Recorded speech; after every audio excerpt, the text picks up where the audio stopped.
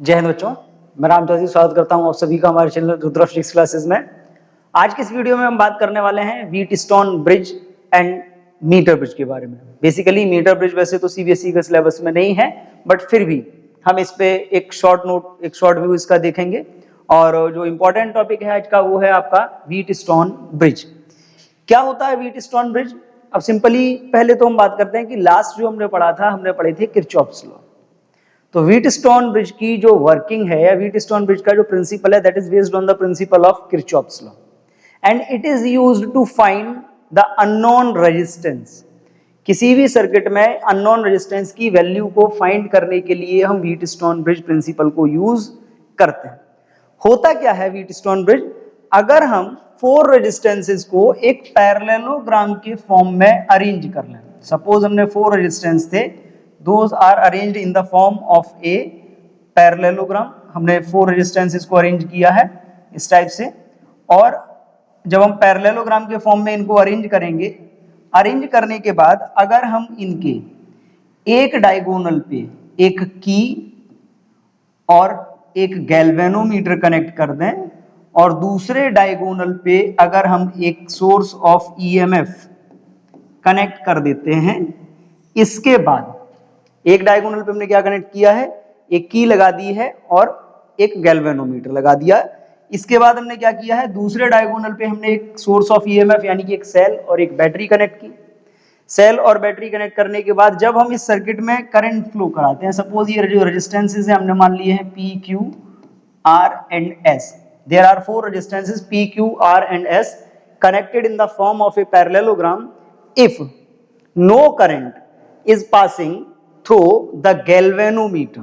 अगर हम बैटरी को कनेक्ट करने के बाद इस सर्किट में करंट फ्लो कराएं, तो जैसे ही हम इस सर्किट में करंट पास करेंगे होगा क्या, ये करंट यहां पे जाएगा और इस जंक्शन पे जाने के बाद क्या होगा, करंट डिवाइड हो जाएगा। और करंट जाना कहां चाहिए, करंट जाना गैल्वेनोमीटर में भी चाहिए।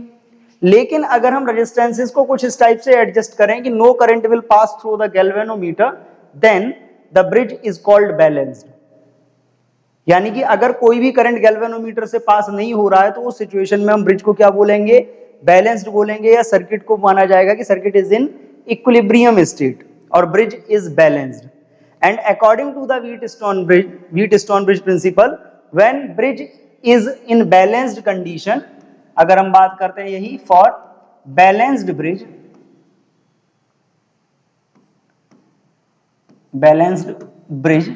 जब हम बैलेंस्ड ब्रिज की बात करते हैं, the ratio of resistances in adjacent arms of the parallelogram is always constant.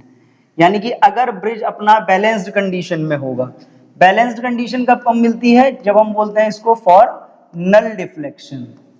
कौन सा, नल डिफ्लेक्शन। नल डिफ्लेक्शन का मतलब है कि गैल्वेनोमीटर का डिफ्लेक्शन कितना होगा, 0। और गैल्वेनोमीटर का डिफ्लेक्शन कब 0 होगा, जब सर्किट में कोई करंट पास नहीं हो रहा होगा। Then according to the Wheatstone bridge principle, when bridge is in balanced condition or no current will pass through the galvanometer, then the ratio of resistances in adjacent arms of the parallelogram is always constant। यानी कि अगर हम bridge को balance condition में ले आते हैं, galvanometer के थ्रू कोई करंट पास नहीं होता, गैल्वेनोमीटर का डिफ्लेक्शन 0 रहता है, then the bridge is called balanced. और जब ब्रिज बैलेंस होगा, देन एडजेसेंट का मतलब है अगल बगल की साइड्स के जो रेजिस्टेंस है, इनका जो रेशियो रहेगा वो कैसा रहेगा, कांस्टेंट रहेगा। और रेशियो अगर इनका कांस्टेंट रहेगा, that means P by Q is equal R by S, या इसी को अगर हम चाहते तो हम इसको ये भी लिख सकते थे, P by R is equal Q by S। यानी कि अगल बगल की साइड्स के रेजिस्टेंसेस का जो रेशियो होगा, that is always constant. Clear? अब यहां पे एक बात समझ लीजिए, हमने बोल तो दिया कि रेजिस्टेंस कांस्टेंट रहेगा, बट ये होता भी है या नहीं होता, हम इसको प्रूव भी करेंगे। कैसे प्रूव करेंगे, तो हमने स्टार्टिंग में ही बोला इसकी जो वर्किंग है, that is based on the principle of Kirchhoff's law. Kirchhoff's law पे बेस्ड है इसकी वर्किंग। तो हम किरचॉफ्स लॉ को यूज करके इसको प्रूव भी करेंगे कि P by Q is equal R by S होता है। प्रूव करने के लिए हम क्या करेंगे, पहले तो हमने डिफाइन किया है, the Wheatstone bridge is a circuit which is used to measure accurately an unknown resistance. It was first proposed by Wheatstone. Simply नाम अगर हमने इसको व्हीटस्टोन ब्रिज दिया है, तो सबसे पहले प्रपोज भी किसने किया होगा, व्हीटस्टोन नहीं इसको रिप्रेजेंट किया होगा, that's why it is called Wheatstone bridge principle. Clear? क्या है इसका principle? In balanced condition of Wheatstone bridge the ratio of resistances, balanced condition, balanced condition के बारे में हमने आपको क्या बोला था? Null deflection, null deflection. Null deflection किसका होगा? गैल्वेनोमीटर का डिफ्लेक्शन अगर जीरो होगा, in that Wheatstone bridge of the resistances of any two adjacent arms, the ratio of the resistances of any two adjacent arms of the bridge is equal to the ratio of resistances of the remaining two adjacent arms। यानी कि दो sides पे, जैसे हमने एक parallelogram लिया था और पैरेललोग्राम में हमने क्या किया था? पैरेललोग्राम में हमने कनेक्ट किए थे रेजिस्टेंस, ठीक है। अब रेजिस्टेंस जब पैरेललोग्राम में हम कनेक्ट करेंगे इस टाइप से, क्लियर? ये रेजिस्टेंसेस थे हमारे पास,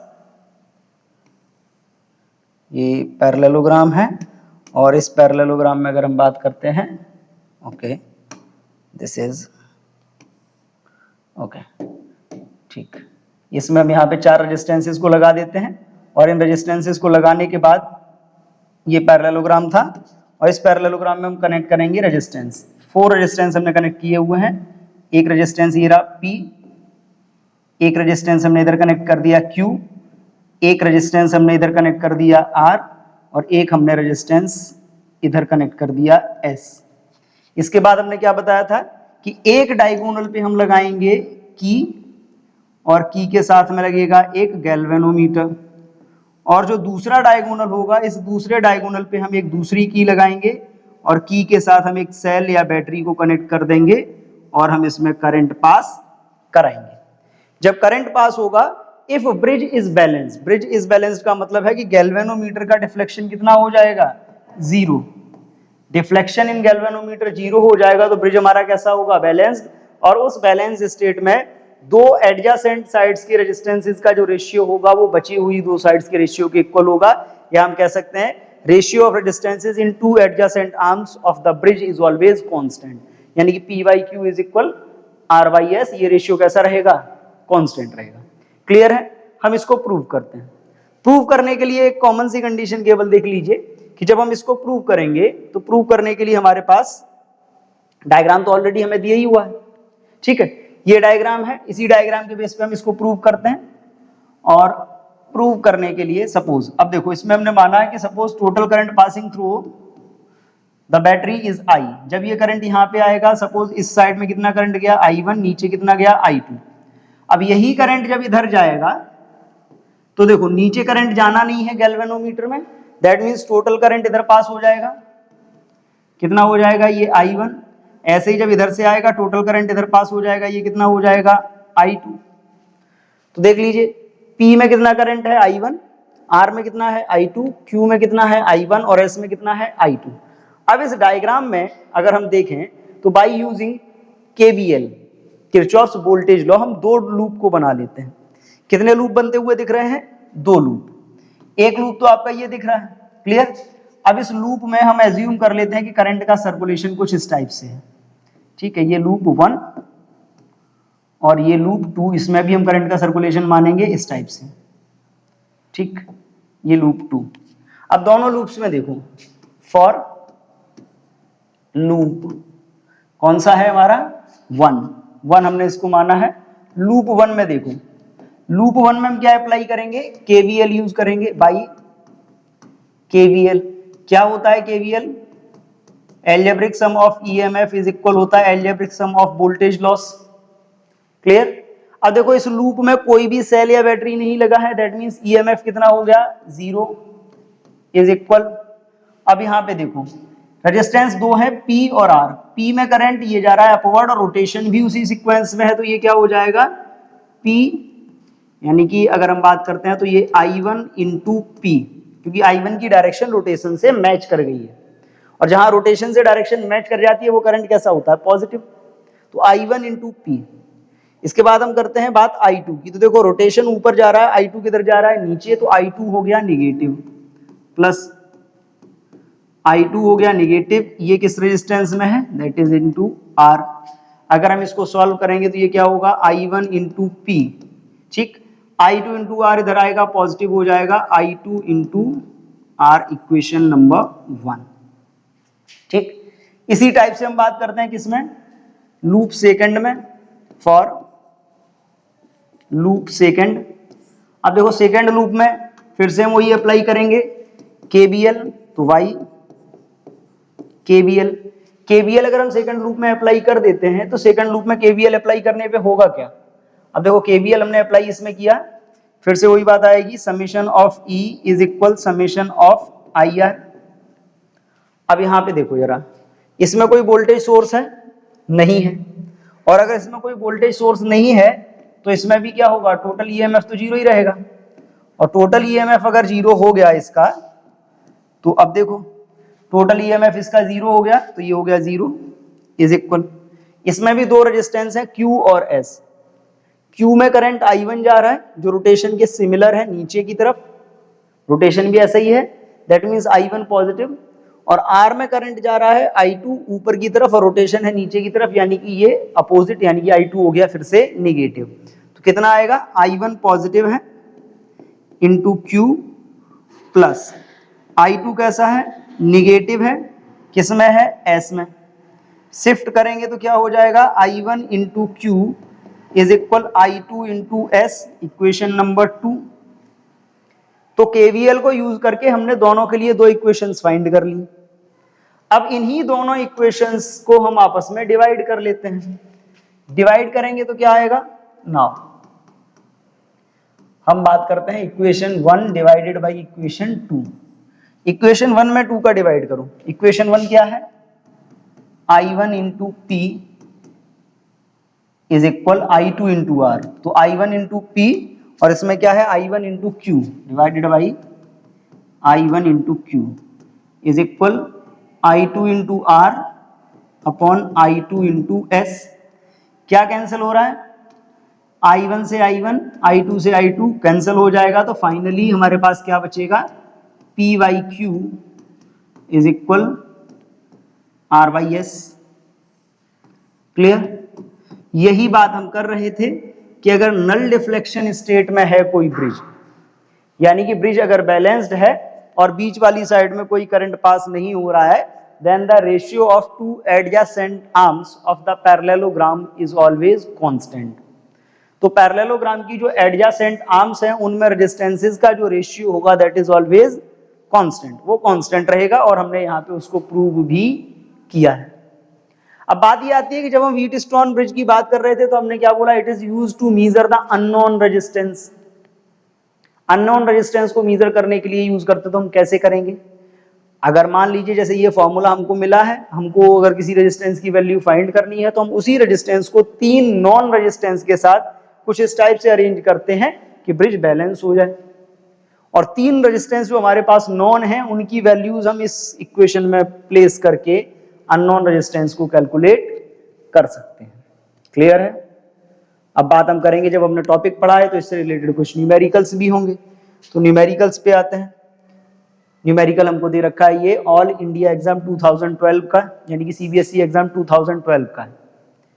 क्या कैलकुलेट इसमें करना है हमको, calculate the current drawn from the battery in the given network. Battery से कितना करंट ड्रॉन होगा वो हमको फाइंड करना है, दैट मींस यहाँ पे आई कितना है, ये हमारे लिए क्वेश्चन मार्क है, फाइंड करना है। अब देखो अगर हम इसको चाहे तो सीरीज पैरेलल से सॉल्व करना चाहे कर सकते हैं, लेकिन यहाँ पे एक इशू है। क्या इशू है, यहाँ पे ये वाला जो रेजिस्टेंस लगा हुआ है, देखो अगर सिंपल सी बात करते हैं कि सीरीज पैरेलल में इशू क्या आएगा, तो देखो करंट यहाँ से क्या इधर जाएगा, कुछ करंट इधर, कुछ करंट नीचे। अब ये करंट इधर से गया इस पॉइंट पे, तो कुछ करंट ऊपर जाना चाहिए, कुछ करंट आगे जाना चाहिए। क्लियर। इसके बाद इधर से करंट गया है, ये करंट भी जाके इसमें ऐड हो जाएगा, नीचे से जाके, कुछ तो पीछे से आ ही रहा था, और ऊपर से जो आएगा वो जाके आगे ऐड हो जाएगा। तो इसको सॉल्व करने में प्रॉब्लम हो सकती है कि सीरीज पैरेलल हम बनाएंगे कैसे, ठीक, क्योंकि ये दोनों पैरेलल में एग्जैक्टली नहीं है और ना ही ये दोनों एग्जैक्टली पैरेलल में है, तो सीरीज पैरेलल में बनाने में दिक्कत हो सकती है। इसलिए हम इसको क्या करेंगे, इस क्वेश्चन को बनाएंगे by using Wheatstone bridge principle. अब देखो व्हीटस्टोन ब्रिज प्रिंसिपल की अगर हम बात करते हैं ठीक, तो हम क्या करेंगे, by Wheatstone principle, Wheatstone principle. अब देखो व्हीटस्टोन प्रिंसिपल की जब आप बात करोगे तो नो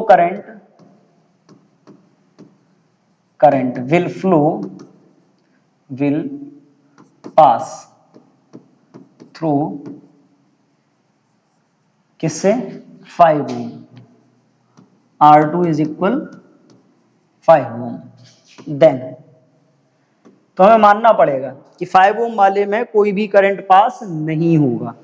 अब ये हमने कैसे मान लिया, कि आपको कैसे मालूम सर, आपके मन में ख्याल आ सकता है कि सर ने कैसे बोल दिया कि व्हीटस्टोन प्रिंसिपल यूज होगा। तो एडजेसेंट साइड्स के रेशियो जरा देख लो। एडजेसेंट साइड्स के अगर हम रेशियो देखते हैं तो देखो 1/2 इज इक्वल क्या आ रहा है, 2/4। 1/2 इधर क्या आ रहा है, 2/4। एडजेसेंट साइड्स के रेशियो इक्वल हैं, तो एडजेसेंट साइड्स के रेशियो इक्वल होने का सीधा मतलब यही है कि ये व्हीटस्टोन ब्रिज है, और व्हीटस्टोन ब्रिज है और बैलेंस्ड है।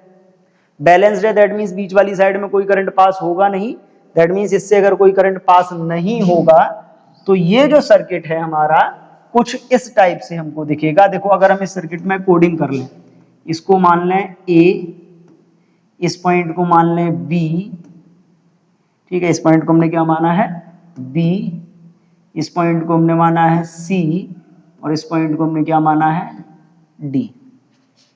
ठीक, अब यहां पे देखो ए बी सी डी, या उल्टा कर देते हैं, ए बी सी इसको मानते हैं और डी इसको मानते हैं। ठीक, अब अगर हम इस डायग्राम को थोड़ा सा चेंज करते हैं तो हम इस डायग्राम को कुछ ऐसा लिख सकते हैं, दिखा सकते हैं इस टाइप से।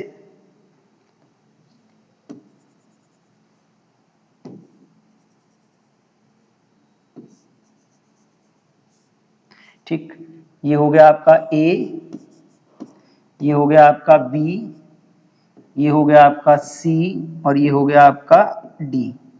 अब जरा इसमें देखो कितना है ये, R1,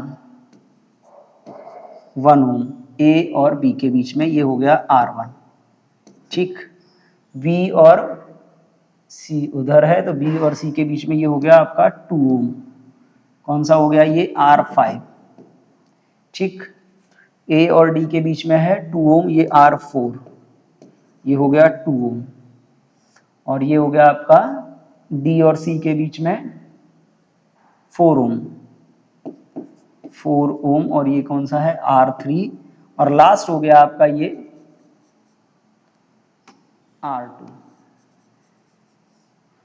R2 कितना है ये, 5 ओम। इसके अलावा सेल लगा हुआ है इसमें 4 वोल्ट का, तो ये तो हमने यहाँ पे लगा रखा है 4 वोल्ट का सेल, 4B। क्लियर। अब देखो ये इस टाइप से बन रहा है अगर हम इस डायग्राम को मोल्ड करना है। अब इसमें बोला क्या है कि 5 ओम वाला बैलेंस्ड है, मतलब ब्रिज बैलेंस्ड है, तो 5 ओम वाले में करंट पास होना नहीं है, यानी कि इसमें करंट पास होगा नहीं। तो क्या हो जाएगा, R1 and R5 in series, and R2 and R2, R4 and R3 in series. R1 और R5 सीरीज में है, इसके अलावा R4 और R3 सीरीज में है। तो अगर हम यहाँ पे बात कर रहे हैं no current will pass through R, then के बाद हम क्या बात कर सकते हैं, then R1 and R5 in series. तो ये क्या हो जाएगा, R125 का अगर हम बात करते हैं तो 125 के लिए क्या हो जाएगा, R1 प्लस R5, यानी कि ये हो गया आपका R15 इज इक्वल, R1 कितना है 1 और R5 कितना है 2, यानी कि ये हो गया आपका 3 ओम। ठीक है, इसके बाद हम बात करते हैं and R4 and R3 in series. तो R34 का जो टोटल आएगा वो कितना आएगा, that is equal R3 plus R4। R3 कितना है, 4 ओम है, R3 4 ओम है, और R4 2 ओम है, 4 और 2 कितना हो गया 6 ओम, यानी कि R34 इज इक्वल 6 ओम। इसके बाद देखो अब ये दोनों सीरीज में थे, सॉल्व कर लिए। ये दोनों सीरीज में थे, सॉल्व कर लिए, तो इन दोनों का जो कॉम्बिनेशन टोटल आएगा ऊपर वाले का और नीचे वाली साइड का, ये दोनों कैसे हो जाएंगे, पैरेलल में हो जाएंगे। Now R15 and R34 in parallel, किस में हो गए, पैरेलल में हो गए। और जब ये पैरेलल में हो जाएंगे then 1/r is equal 1/r15 plus 1/r34, यानी कि 1/r इज इक्वल क्या होगा, 1/3 प्लस 1/6, यानी कि एलसीएम आ गया 6, और क्रॉस करके सॉल्व करोगे तो ये 2 + 1, यानी कि 1/r इज इक्वल 3/6, यानी कि r इज इक्वल 2 ओम। कितना आ गया, 2 ओम।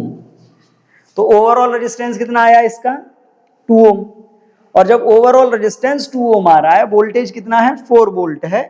तो अगर आगे आप बात करते हो करंट की, तो नाउ करंट, तो करंट की जब आप बात करते हो तो आपने फॉर्मूला पढ़ा है I is equal V/R। I is equal V कितना है, 4 वोल्ट है, और R आपका 2 आया है, that means I is equal 2 ampere. तो ये जो सर्किट आपको दिया गया है इसमें 2 एम्पियर। और ये याद रखो, जब भी आप व्हीटस्टोन ब्रिज प्रिंसिपल की बात करते हो तो व्हीटस्टोन ब्रिज प्रिंसिपल की एक कॉमन सी बात ये है कि इसमें जो ये आपका दे रखा है सर्किट, इस सर्किट में अगर आपको इस टाइप से कहीं डायगोनली कोई रेजिस्टेंस दे रखा है जिसमें करंट को फ्लो कराने में प्रॉब्लम हो रही है, ये कैलकुलेशन में प्रॉब्लम हो रही है, तो आप सबसे पहले क्या करेंगे, आप सबसे पहले एडजेसेंट साइड्स के रेशियो को देखेंगे। अगर एडजेसेंट साइड्स का रेशियो इक्वल हो जाता है आपका, तो आप उस साइड को जो डायगोनल है, उस डायगोनल पे जो आपका रेजिस्टेंस है उसमें पास होने वाले करंट को 0 मान के व्हीटस्टोन ब्रिज प्रिंसिपल आप उसमें यूज कर सकते हो। क्लियर है? तो हमने उसी प्रिंसिपल से इसको सॉल्व किया और आंसर कितना आया हमारा, करंट रेजिस्टेंस आया ओवरऑल 2 ओम और करंट भी कितना आया है, 2 एम्पियर। क्लियर?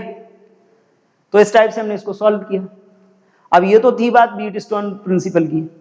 व्हीटस्टोन ब्रिज के बाद आता है आपका नेक्स्ट मीटर ब्रिज। वैसे तो ये सीबीएसई के सिलेबस में नहीं है, लेकिन देखो मीटर ब्रिज क्या होता है।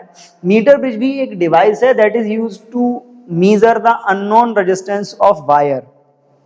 किसी भी वायर के अननोन रेजिस्टेंस या गिवन रेजिस्टेंस के गिवन रजिस्टर के अननोन रेजिस्टेंस को फाइंड करने के लिए हम यूज करते हैं।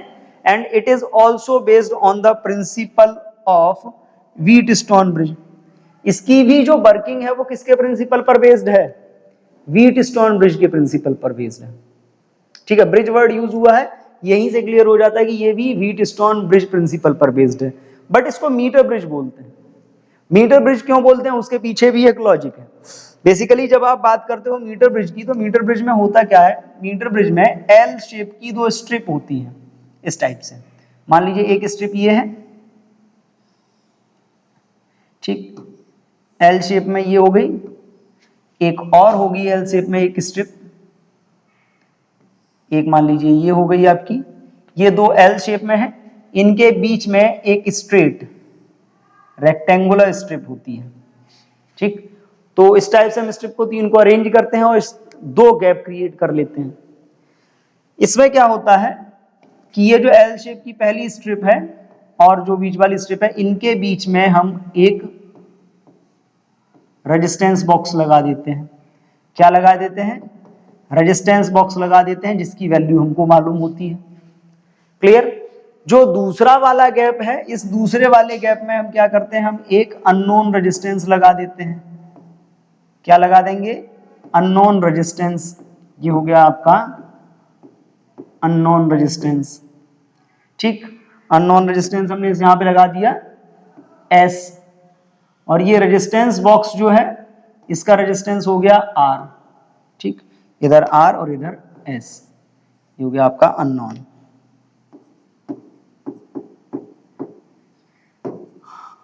Unknown, clear? इसके अलावा ये जो एल शेप की आपकी स्ट्रिप है, इनके जो लोअर एंड्स हैं, इनके लोअर एंड्स के बीच में यहाँ पे एक हम मैग्निन या कॉन्स्टेंटन का 1 मीटर लेंथ का, मैग्निन या कॉन्स्टेंटन का 1 मीटर लेंथ का वायर कनेक्ट कर देते हैं। यहाँ पे हमने एक वायर लगाया हुआ है, इसकी लेंथ कितनी है 1 मीटर। क्लियर? 1 मीटर लेंथ का मैग्नीन या कॉन्स्टेंटन का वायर कनेक्ट कर देते हैं। तो ये तो हो जाता है इसका वर्किंग सर्किट। इसके अलावा इसका पावर सर्किट बनाने के लिए हम क्या करते हैं कि ये जो आपके लोअर एंड से जो वायर हैं, इन्हीं वायर को हम किसी रिहोस्टेट के थ्रू एक सेल या बैटरी से कनेक्ट कर देते हैं। ठीक है, इस टाइप से हम यहाँ पे सेल या बैटरी से कनेक्ट कर देंगे और यहाँ लगा देंगे रिहोस्टेट, एडजस्टेबल रेजिस्टेंस। ये हो गया इसका पावर सर्किट। ये जो आपकी सेंट्रल स्ट्रिप थी, इसके बीच में एक पिन होती है। इस पिन से हम एक वायर के थ्रू एक गैल्वेनोमीटर कनेक्ट करते हैं। क्या कनेक्ट करते हैं? गैल्वेनोमीटर। और गैल्वेनोमीटर के लोअर एंड पे यहाँ पे एक जॉकी लगी होती है। लोअर एंड पे क्या लगी होती है? लोअर एंड पे लगी होती है एक जॉकी। यहाँ पे क्या लगी है? जॉकी। जॉकी क्या होता है? जॉकी एक एडजस्टेबल इंस्ट्रूमेंट होता है जिसको हम इस वायर के ऊपर स्लाइड करते हैं, क्योंकि हमने बोला कि इसका जो मीटर ब्रिज है, मीटर ब्रिज का जो प्रिंसिपल है, वर्किंग प्रिंसिपल, वो व्हीटस्टोन ब्रिज है। और व्हीटस्टोन ब्रिज किसमें वर्क करता है? नल डिफ्लेक्शन की कंडीशन में। तो नल डिफ्लेक्शन को फाइंड करने के लिए या नो डिफ्लेक्शन स्टेट फाइंड करने के लिए हम जॉकी को क्या करते हैं? हम जॉकी को इस वायर से कनेक्ट करते हैं। जैसे ही हम बैटरी से इसमें करंट फ्लो कराएंगे और करंट फ्लो कराने के बाद जैसे ही हम जॉकी को टच कराते हैं, वैसे ही क्या आता है? गैल्वेनोमीटर में डिफ्लेक्शन आता है। जब हम इस गैल्वेनोमीटर को टू एंड फ्रो मूव कराते हैं ओवर द वायर, तो डिफ्लेक्शन का जो कंडीशन, जो अमाउंट है, वो चेंज होता है। और एक पॉइंट इस वायर पे हमको ऐसा भी मिलेगा जहां डिफ्लेक्शन क्या हो जाएगा? 0। मान लीजिए हमने वायर को इसके ऊपर स्लाइड कराया और स्लाइड कराने के बाद हमको इस पॉइंट पे नल डिफ्लेक्शन मिल गया एन पे। ये पॉइंट ए है, ये एन है और ये क्या है? बी। टोटल लेंथ वायर की कितनी थी? 100 सेंटीमीटर, 1 मीटर। मान लीजिए हमको ये डिफ्लेक्शन मिला from the positive terminal side से। अगर हम बात करते हैं, ये कितना मिलता है? L। और इधर कितना रह जाएगा? टोटल 100 था तो ये रह जाएगा 100 माइनस L। ठीक। अब यहां पे देखो, हमने स्लाइड कराया, हमको नल डिफ्लेक्शन मिल गया। हमको ये मालूम है because it works on the principle of Wheatstone. तो व्हीटस्टोन प्रिंसिपल के लिए हम बात क्या करते हैं? Now for null deflection point, अगर हम नल डिफ्लेक्शन पॉइंट की बात करते हैं, नल डिफ्लेक्शन पॉइंट क्या है? N। ठीक है। Resistance of AB। कौन सा वायर है? रेजिस्टेंस A से लेके N तक कितना हो गया? हमने मान लिया P। एंड अगर हम यही बात करते हैं कि हम किसके रेजिस्टेंस की बात करेंगे, दूसरा साइड कितना है? Resistance of BN, that is equal Q। ठीक। अब यहाँ पे देखो, एक साइड का रेजिस्टेंस हमने मान लिया है P और एक साइड का रेजिस्टेंस हमने मान लिया Q, एक R और एक S। 4 रेजिस्टेंस हो गए, क्वाड्रिलेटरल के फॉर्म में अरेंज है। और गैल्वेनोमीटर कहाँ आ जाएगा? डायगोनल पे आ जाएगा इसके पे। नल डिफ्लेक्शन हमको मिला है, तो नल डिफ्लेक्शन की कंडीशन में हमने देखो, कोई भी कंडीशन हो, हमने ये पढ़ा है कि जो रेजिस्टेंस होता है, रेजिस्टेंस इज डायरेक्टली प्रोपोर्शनल होता है किसके? लेंथ के। तो हमको 2 रेजिस्टेंस मिले हैं, P और Q। तो अगर हम यहाँ पे बात करते हैं, P by Q is equal क्या हो जाएगा? P की लेंथ कितनी है? L और Q की लेंथ कितनी है? 100 माइनस L। क्योंकि दोनों जो पार्ट हैं AN और BN वो एक ही वायर के हैं, that means cross section area और रेजिस्टिविटी सब कुछ कैसा रहेगा? सेम। और जब सब कुछ सेम रहेगा तो P by Q is equal क्या हो जाएगा? 100 L अपॉन 100 माइनस L। ठीक है। अगर हम इसी में क्या अप्लाई कर लें, नाउ फॉर बैलेंस्ड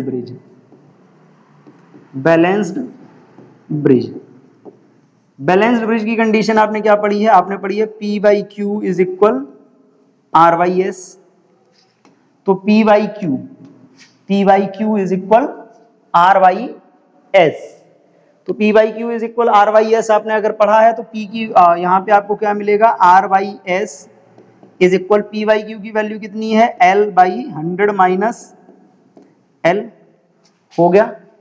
और इसी को थोड़ा सा हम और सॉल्व कर लें तो यहां से अगर हम अननोन रेजिस्टेंस की वैल्यू फाइंड करते हैं तो S इज इक्वल क्या आएगा? एस इधर आएगा, 100 माइनस एल इधर जाएगा, तो R into 100 minus L by L. Clear?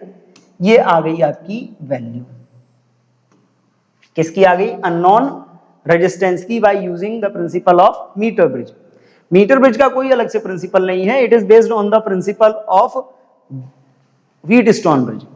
केवल क्या है, ये एक इंस्ट्रूमेंट है। बात ये आती है कि इसको मीटर ब्रिज क्यों बोलते हैं, तो इसको मीटर ब्रिज बोले जाने के पीछे एक बहुत कॉमन सा रीजन है, because it uses the wire of 1 meter length. इसमें 1 मीटर लेंथ का हम वायर यूज करते हैं, इसलिए हम इसको क्या बोलते हैं? मीटर ब्रिज बोलते हैं। क्लियर?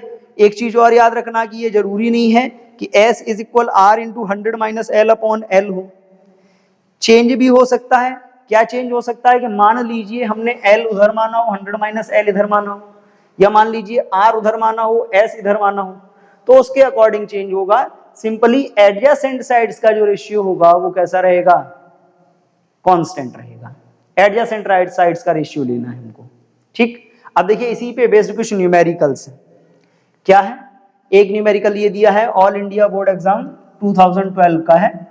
क्या है? In the given circuit find out the unknown resistance X and the current in the circuit obtained by the battery when there is no current in the galvanometer. Resistance per unit length of the wire AB is 0.01 ohm per centimeter. पहली चीज तो ये useful है हमारे लिए। दूसरा क्या बोला है? When there is no current in galvanometer, यानी कि ब्रिज बैलेंस्ड है। ब्रिज बैलेंस्ड है तो यहां पे समझ लीजिए इस साइड की लेंथ कितनी दे रखी है? 60 सेंटीमीटर, तो इस साइड की कितनी आ जाएगी? 40। तो सिंपली अगर हम यहां पे बात करते हैं तो for balanced bridge, balanced bridge, ठीक, बैलेंस्ड ब्रिज की अगर हम बात करते हैं तो बैलेंस्ड ब्रिज के केस में क्या होगा? XY4, देखो ये एडजेसेंट है और नीचे ये एडजेसेंट है। XY4 इज इक्वल क्या होगा? 60 अपॉन 40।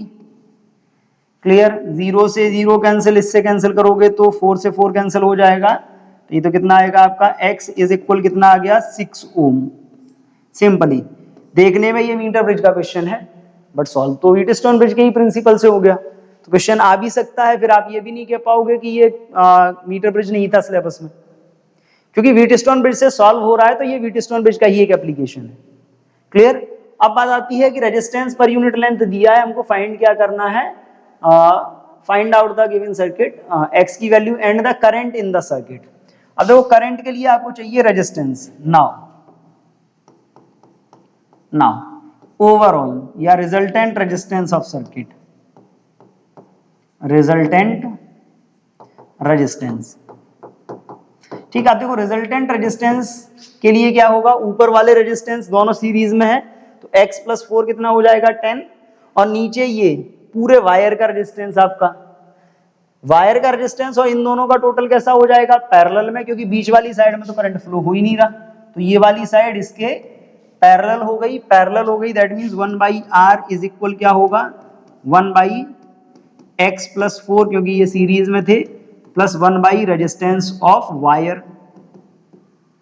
ठीक, अगर हम इसमें वैल्यू प्लेस करते हैं तो 1/r is equal 1/10 plus wire का रेजिस्टेंस कितना है होगा? तो 1 upon resistance per unit length कितना दिया है? 0.01। कितनी लेंथ है?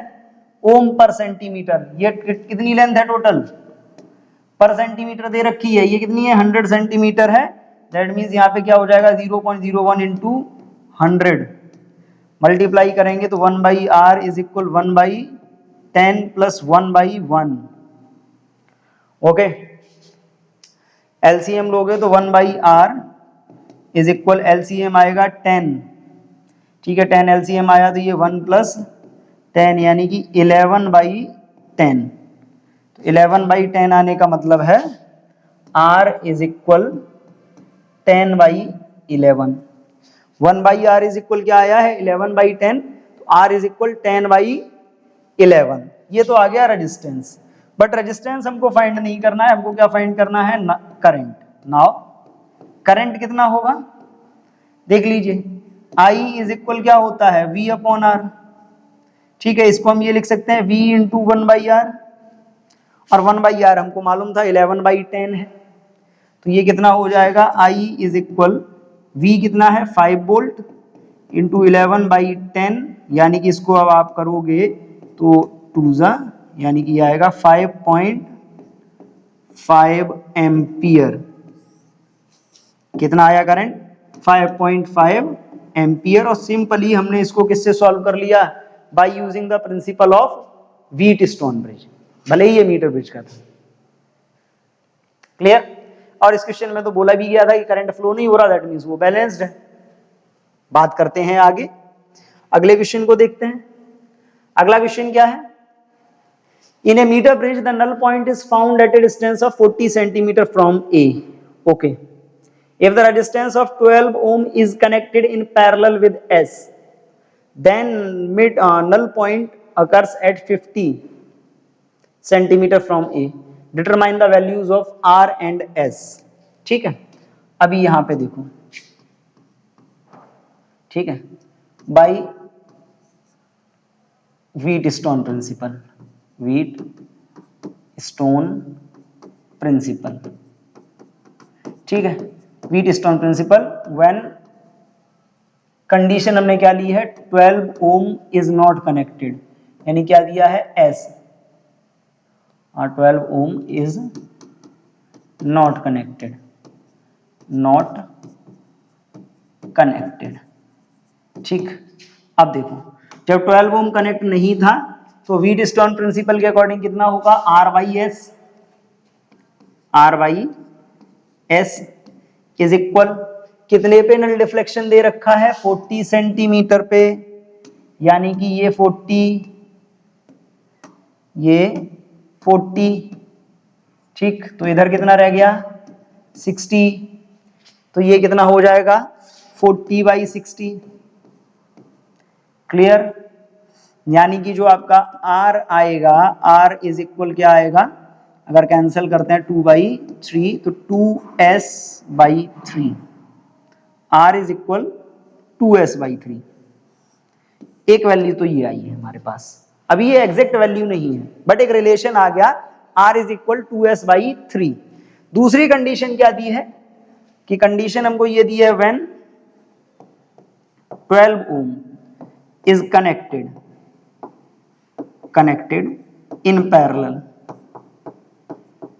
इन पैरेलल विद, किसके साथ कनेक्ट किया है पैरेलल विद S, तो ये क्या हो जाएगा 1/S डैश इज इक्वल क्या होगा 1/S प्लस 1/12।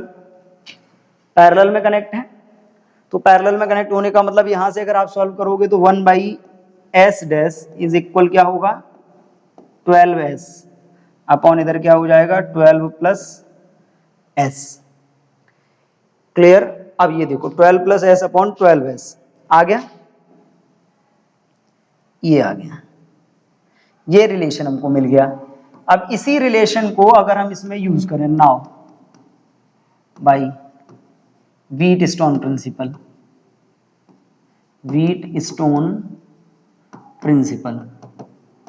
ठीक है, अब व्हीटस्टोन प्रिंसिपल हम यूज करते हैं। ठीक, if resistance 12 ohm is connected in parallel with S then null point occurs at 50 centimetre. Null point कितने पे पहुंच गया 50 पे पहुंच गया है, तो इस कंडीशन में क्या होगा now R/S dash is equal क्या हो जाएगा 50/50। क्लियर, ये नल डिफ्लेक्शन अब कितने पे पहुंच चुका है 50 सेंटीमीटर पे, यानी कि R is equal S dash, R की वैल्यू कितनी है, ये रही 2S/3, 2S/3 is equal S dash अगर आप यहां से निकालोगे तो क्या आएगा 12S/12 प्लस S, 2S से कैंसिल करो इसको, कितना आएगा 6, क्रॉस मल्टीप्लाई अगर हम इसको कर लेंगे ये 1, तो ये क्रॉस मल्टीप्लाई करने पे कितना आएगा 12 प्लस S इज इक्वल 18, यानी कि S इज इक्वल 18 माइनस 12, यानी कि S is equal 6 ohm. Clear, S कितना आया 6 ओम। अगर S 6 ओम आया है देन आपने ये पढ़ रखा है R इज इक्वल क्या है 2s/3, यानी कि 2 इंटू 6/3 कितना हो गया 18/3।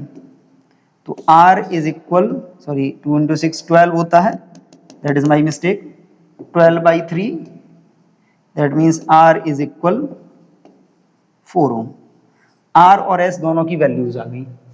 इसमें भी भले ही डायग्राम मीटर ब्रिज का दिया है, बट यूज हमने क्या किया है, व्हीटस्टोन ब्रिज प्रिंसिपल यूज किया है। पहले जब 12 ओम कनेक्ट नहीं था तब हमने एक रिलेशन फाइंड कर लिया, उसी रिलेशन को फिर हमने बाद में अप्लाई किया है। दूसरा, जब 12 ओम कनेक्ट किया पैरेलल में तो हमने वैल्यू निकाली है पैरेलल रेजिस्टेंस की, फिर उसके लिए व्हीटस्टोन प्रिंसिपल अप्लाई किया। हमने आर और एस डैश जो निकले थे वैल्यूज प्लेस करी और हमारे पास वैल्यूज आ गई हैं। एस आया है 6 ओम और दूसरा आया है 4 ओम। क्लियर? तो आसान है व्हीटस्टोन ब्रिज प्रिंसिपल को यूज करना। केवल आपको एडजेसेंट साइड्स का रेशियो इक्वल करना है। कब? जब डायगोनल में करंट फ्लो ना हो रहा हो या नल डिफ्लेक्शन की बात की जा रही हो। क्लियर है? ठीक, आज के लिए हम इतना ही रखेंगे। मिलते हैं नेक्स्ट वीडियो में नेक्स्ट टॉपिक के साथ। तब तक के लिए थैंक यू एंड जय हिंद।